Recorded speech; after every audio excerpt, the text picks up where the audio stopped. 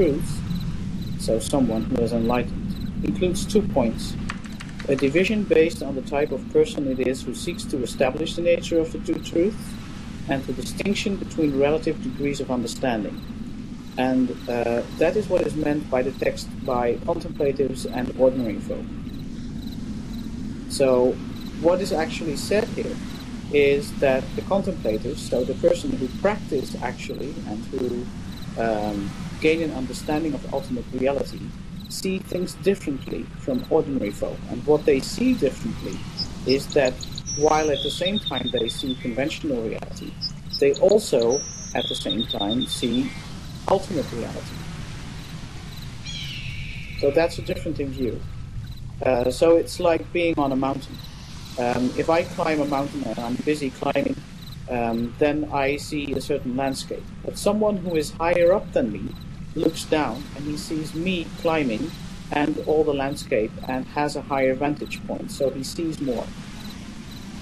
So that's what's happening here too. And then he says, even within the class of contemplatives, so the people who already see more, there are different kinds. So they are of varying degrees, and the higher degrees actually gain a higher understanding, and they go back to the old notions they had, and if they're incorrect, they are proven to be incorrect, and they abandon them. So what he actually gives here is a model for practice.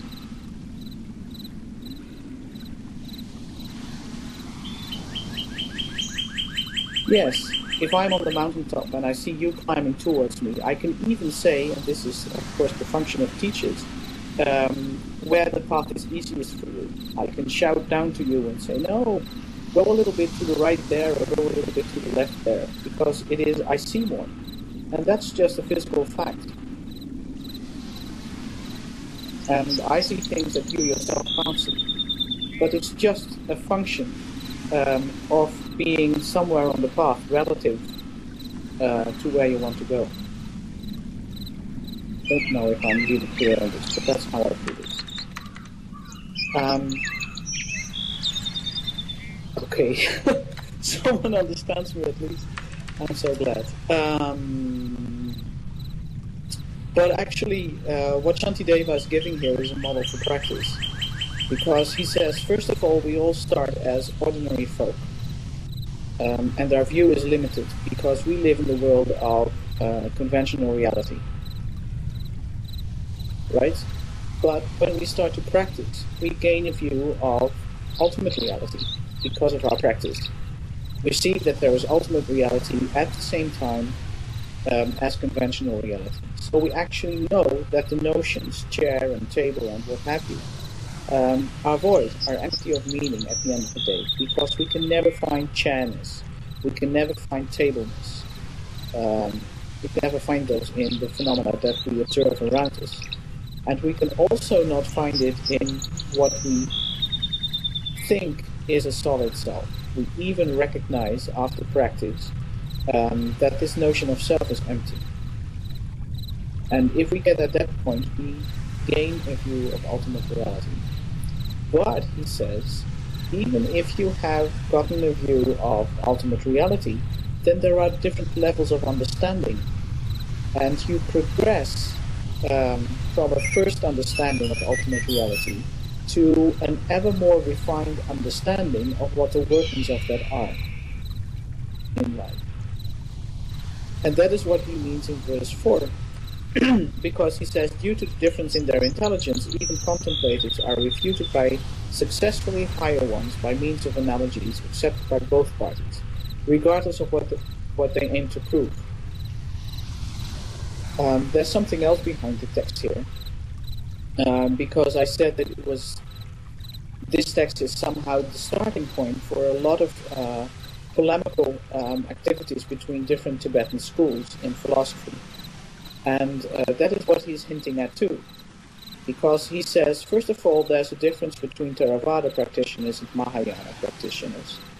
And in his book, the Mahayana practitioners have the higher understanding of ultimate reality. And that is also what he means, are refuted by successfully higher ones. But he also says within Tibetan philosophy, within Mahayana philosophy, there are schools that are advanced and there are schools that are not as advanced. And of course, his own school is the most advanced of all.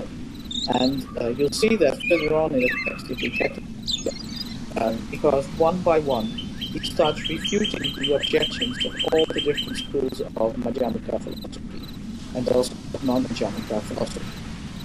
So that's what he sets out to do in this chapter, is to refute all the notions that to him are incorrect and don't reflect the highest truth as he sees it.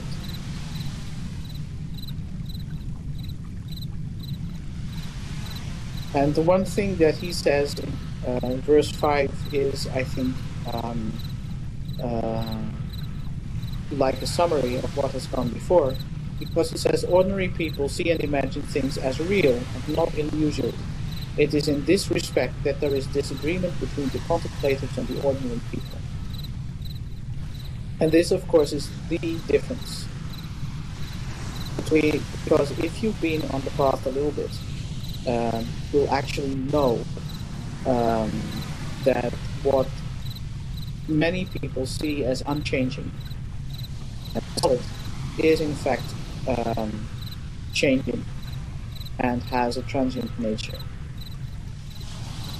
And even if you've been on the path only a little bit, this will become clear to you. Even those of you who, for instance, practice the preliminary exercise to become to practice, that's sort of the basis of everything. And then in Shantideva, you are sort of on the bottom rung of the ladder of contemplative, but already your view is very different from that of ordinary people. And I also must say that there's not much of a hierarchy in this, but it's simply a watershed to him. Either you believe in that objects and phenomena are real, or you don't believe in it. And if you don't believe in it, you have a view of ultimate reality. And the illusory view of objects and phenomena cannot exist anymore.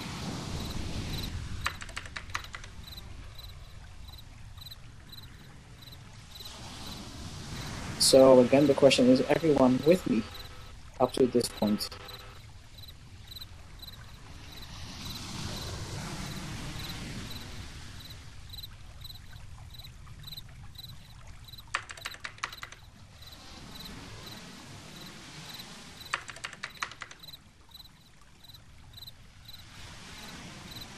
Okay. Anything else that I should add here?